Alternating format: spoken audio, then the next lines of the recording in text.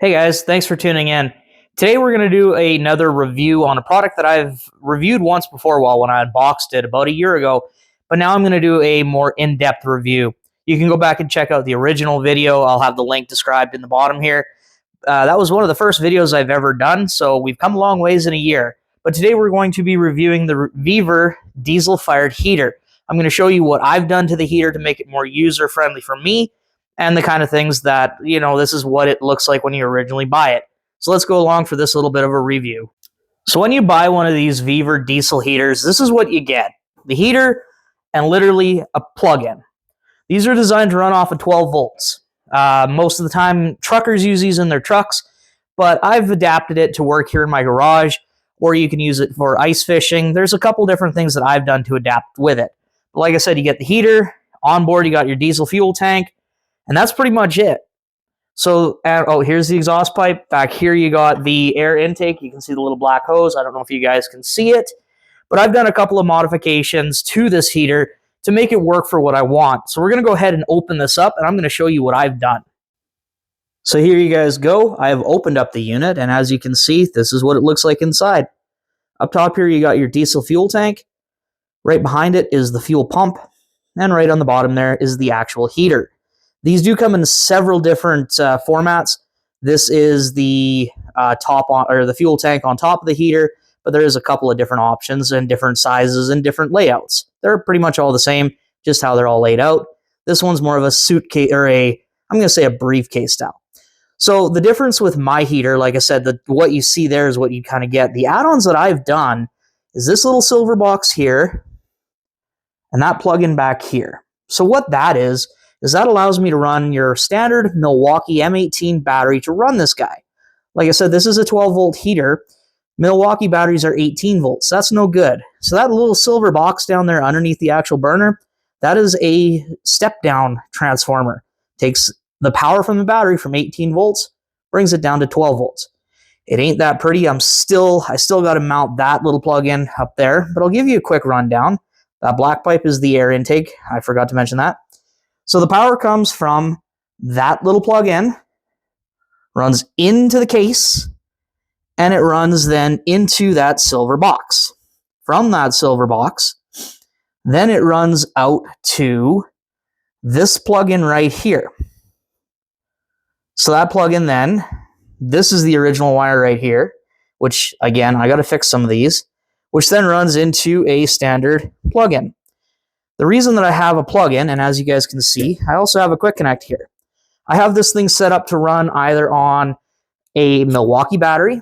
I also have it set to run on, right there, your standard clamps that you can just go into any battery. And then I also have a laptop transformer, which takes your 120 volts from inside of your home or your garage, and that'll also step it down to the 12 volts required.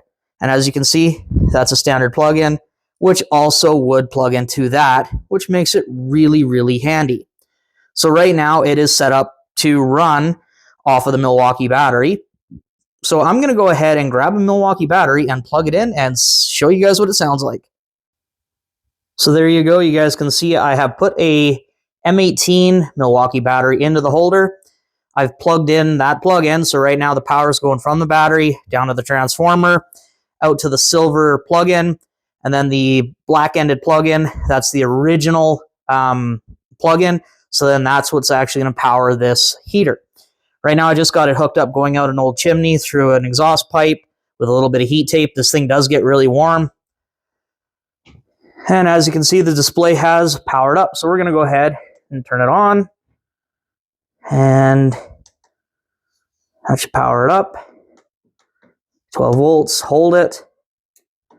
There we go. We'll take the heat. Oh, wrong way. We're going to take the heat right up to max. You guys can hear the fan has kicked in. And it's going to take a bit. I haven't had this thing started yet this winter, so it might take a little bit to kick in. But just a quick side note, these guys do require a startup period and a cool down period. So running off of a Milwaukee battery is a little bit risky. If the battery goes too dead, it won't get its proper cooldown period, which is very dangerous to these units. It can actually destroy them. There is a modification that I haven't done yet, but a lot of people run dual batteries off the back and have a switch between the two. That way, if they run low on one, they can switch over without having to shut down and worry about risking the burnout. So we're going to go ahead and let this thing do its startup. In a second here, I should be hearing the pump kicking in. But like I said, I haven't run this thing yet at all this winter, so it might take a while, and that is a little bit older diesel, but usually diesel doesn't deteriorate too badly, and it ain't that cold in here, so I'm not worried about it gelling. But okay, where's the click, click, click? There's the click. Now you can hear the pump kicking in.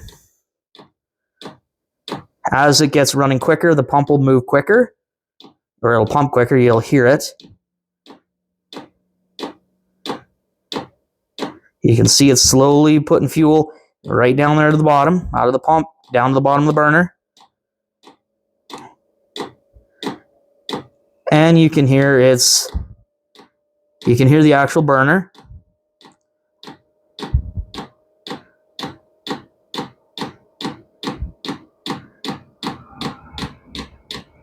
And there we have ignition. I just heard the fire.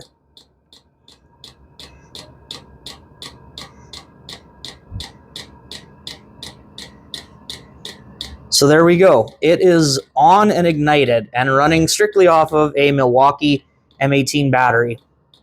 So we're going to go ahead and let this guy come up to temperature. Like I said, right now is the noisiest that it's going to be because it's just in a startup phase. But we're going to let this guy come up to temperature here, and I will let you guys hear what it sounds like when it's at full run. There you go, guys. It is now running 100% on a M18 Milwaukee battery. No plugs, no nothing, so this guy is now completely mobile.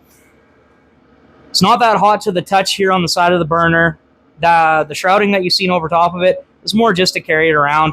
This is quite cool, considering it is covered in plastic. The exhaust, though, on the other hand, is very warm. So what a lot of people are going to do with this unit, if they're using it in a shop or something, is they're going to plumb the exhaust into a old-school ceramic radiator, and then put a fan in behind that radiator, which then pushes all that heat and warms it up quite well. It's almost warmer than what you get coming out here, which is also quite warm. What a lot of people have, like I said, this is a outdoor heater kind of thing. So they're going to put this underneath of a trailer or in the back of their truck. This is a truck, kind of for a semi-truck heater too. And then they'll just run ducting to wherever they want the heat. That way you don't have the noise and you don't have to worry about the exhaust because it is already outside. I don't know how long a tank of fuel will last. I've never actually had to, I've never run it empty on this tank of fuel, and I've never really clocked it. But I know how long that battery's going to last, and it's going to last about 4 hours. You want to make sure you don't run it right to the end, because like I said, you do have about a 10-minute cool down period, which you have to do. Now, it's not making a lot of noise except for the sound. I'm going to bring the mic closer so that you guys can hear.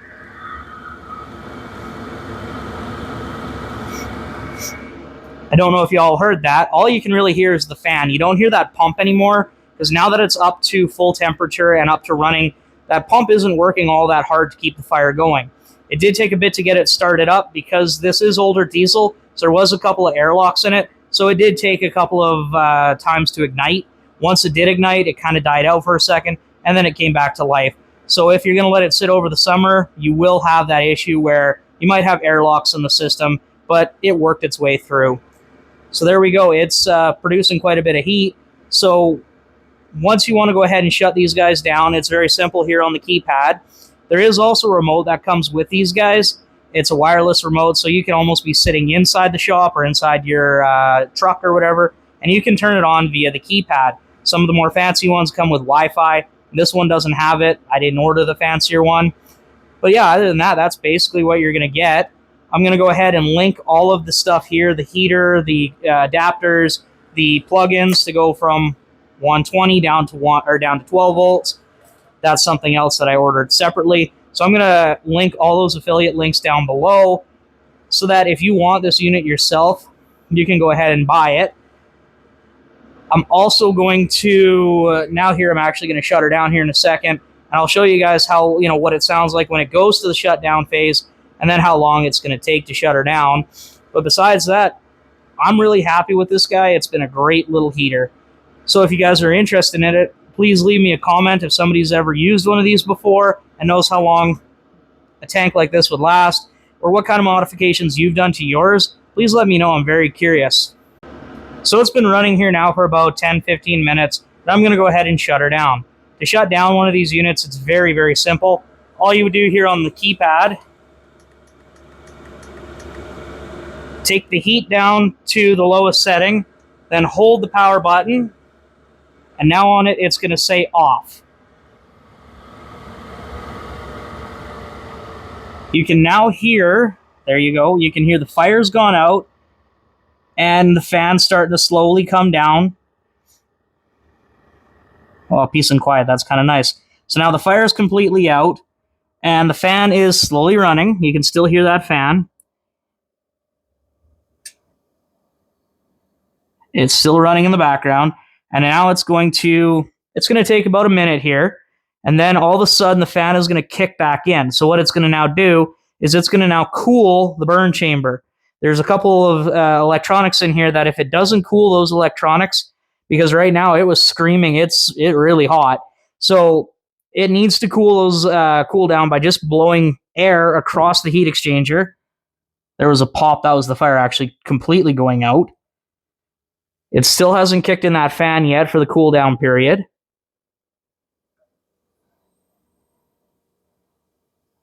Nope, the fan still's not coming on. Oh yeah, the fan is running. You can barely hear it.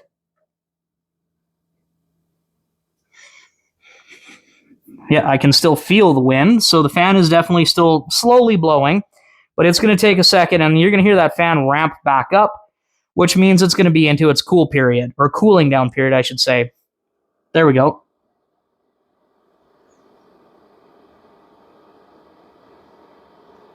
So there you go, you can hear it. Now that fan is just going to sit there and run. There is no fire, but there's still heat coming out because you're blowing all that cold air now across the actual burner. And so that's going to sit here and run for about 5-10 minutes until everything's cool. The cooler your shop is, the quicker that cool down period is going to go. So we're just going to go ahead and let this guy cool down. Thanks a lot for tuning in, guys. And like I said, if anybody wants to purchase one of these guys for themselves, I'll have the affiliate links down below, as well as the links to the Milwaukee adapter and all that kind of stuff. And like I said earlier, if anybody has used one of these before and has any experience with it and would love to leave me a comment or anything, please do. And thanks again for following and, tuning in, guys. And make sure you like, follow, subscribe. Every little bit helps. Thanks a lot, guys, for tuning in. See you next time.